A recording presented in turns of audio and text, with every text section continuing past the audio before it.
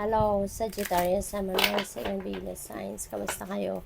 Sana ba'y nasa mabuti kayong kalagayan? Welcome back po sa Star Tarot. At kung bago kayo dito, welcome din po kayo.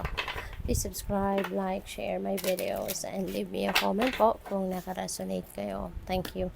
So, tignan natin kung ano mga mensahe ninyo for today. Sagittarius, we have the High Lord of Gratitude and Service, Selflessness, Humility, Conscious Action. Ayan. So, siguro, no, ang iba sa inyo sa ngayon is, yung bang siguro sobra kayong, selfless. Diba? Sobra kayong inuuna ninyo yung pagsasakripisyo para sa ibang tao. Maybe you are focusing on the welfare of other people first rather than your personal needs, no? Napaka-selfless ninyo. Napakalaki ng inyong puso for you to be able to do that or to become like that, diba? Napaka-humble, napaka-selfless ninyo at siguro lahat ng ginagawa ninyo, mas preferred ninyo na unahin ang makatulong sa iba rather than unahin kung ano yung para sa sarili mo, no? So, siguro you have that unconditional love, no? Para sa pagtulong sa ibang tao. So, what else? We have reverence, kindness, consideration. So, ayan na nga. Diba? Yung ano na yan, yung selflessness na yan. Talagang sinasa puso ninyo. Yun yung sinasabuhay ninyo.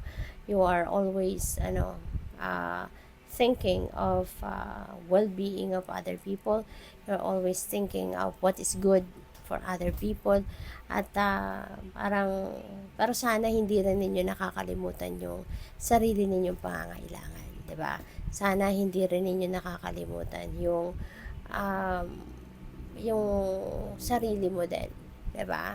Kasi baka sa sobrang pagka-selfless ninyo, baka pati yung needs ninyo, baka makaligtaan mo na. So, sana, while you are taking care of other people, isama mo na din ang sarili mo. Also provide for what you need, no? So, what else? We have trust, ayan, na lagi lang kayo magtitiwala, no? Na kahit anumang pagdaanan ninyo sa buhay, always trust in yourself and mag-trust din kayo sa Panginoon. Always trust God, always trust His plan. O, kasi bago pa man tayo pinanganak, no? Naka-plano na kung anong magiging buhay natin, 'di ba? So, kaya 'yon. Always trust, no? His divine plan. Kasi lahat ng nangyayari is sa buhay natin has a purpose at ang purpose niyan is for us to be to be good, no?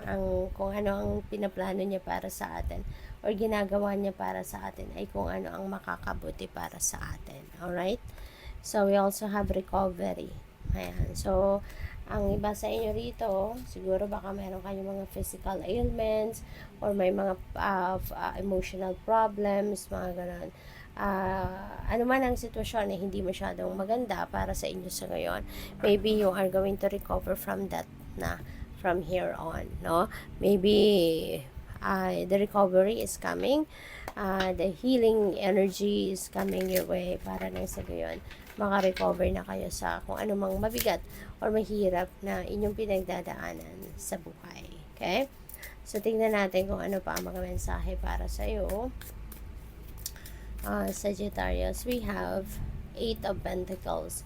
Ayan, sobrang masipag kayo, no? Sobrang matyaga, masipag, at pwede rin na ang kasipagan ninyong yan might be rewarded ngayon, no? At ang reward na yan could be a financial reward. Pwedeng mabigyan na kayo rito ng bonus, mabigyan kayo ng recognition, mabigyan kayo ng pagkilala, ma-awardan kayo, yung ganun ba, no? So, good for you. Nakabukas na pala siya. So, we have 7 of Swords. So, ingat din kayo, ha. This is a warning for you. Kasi 7 of Swords is an energy of liar, cheater, and stealer. So, pwedeng dahil sa kabaitan mo, lalo na, you're very compassionate, So, kaya maaaring naaabuso kayo ng ibang tao or baka maaabuso pa lang kayo. Kaya, tignan din ninyong maigi, no? Ano, it doesn't necessarily mean na mabait kayo.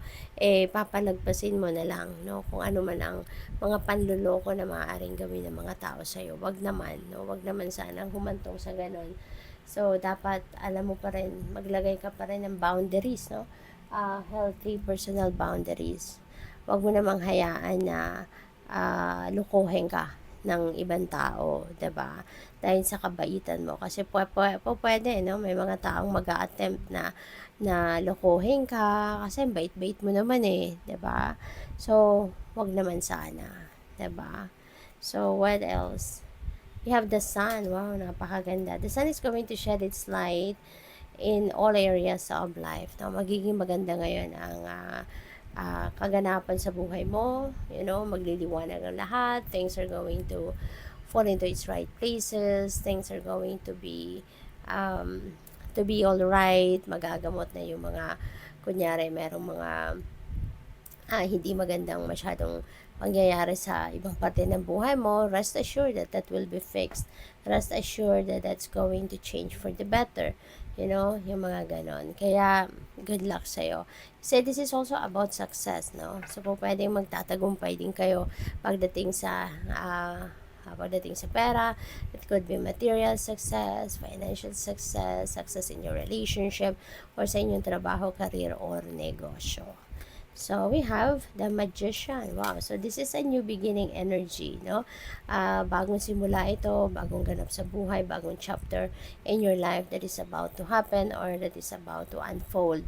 At ang maganda rin dito, kasi magsisimula ka mag-take action towards whatever it is na gusto mong ma-achieve or gusto mong mangyari sa buhay mo. Kasi pwede rin na matagal mo na itong gustong mangyari, o pwede rin na matagal mo na itong workout, pero it's just that it didn't work. No, it didn't work in the past. Kasi nga, baka hindi ka rin masyadong tutok or maaring hindi mo rin naman naibigay pa yung lahat-lahat mo dito, or maybe totally nag-procrastinate ka at hindi mo talaga ginawa, 'di ba? So ngayon, mas malakas na ang iyong loob. Maybe you're also recognizing that the opportunities around you, kumbaga, ay maaaring supportive na dito sa kung ano yung yung gusto mong mangyari. Kaya po pwede ngayon matatayo ka na at magte-take advantage ka na sa mga pagkakataong ito na nandito na po pwedeng magiging kumbaga maisa sa katuparan mo na kung ano yung mga bagay na gusto mong maisa katuparan, no? So, what else? We have Page of Pentacles. Ayan, so suswertehin ka talaga pagdating dito sa pera. Pagdating sa trabaho or pag-uuhanan mo ng pera yung gano'n. So, Page of Pentacles brings forth news, no? May mga balita, may mga opportunities that will be offered to you sa ngayon na magdadala sa iyo ng kaperahan, magdadala sa iyo ng magandang sitwasyon pagdating sa source of income ninyo, yung mga ganon, no? Kaya good luck sa iyo. O pwede rin na may perang dadating sa inyo dito kasi due to sale o property, baka kayo ay may ibebentang lupa, bahay, at mga ibang pangklaseng property, kaya kayo siguro magkakapera. So, we also have Queen of Wands. Ayan. Kaya kayo magtatagumpay, no? Kasi you're going to embody the energy of Queen of Wands. Si Queen of Wands kasi, kung ano yung iniisip niya, na gusto niyang ma-achieve, nako, walang makakasagabal dyan. No? Gagawin niyang lahat para tuluyan niyang makuha kung ano yung ine-envision niya. So, and that is what you're going to do right now. No? Kung ano yung in-envision mo, gusto mong mag-succeed sa business, you're going to do anything and everything in your power para ma-achieve mo talaga yon, no? And other things. So, good luck sa'yo. Thank you for watching. Love and light. Namaste.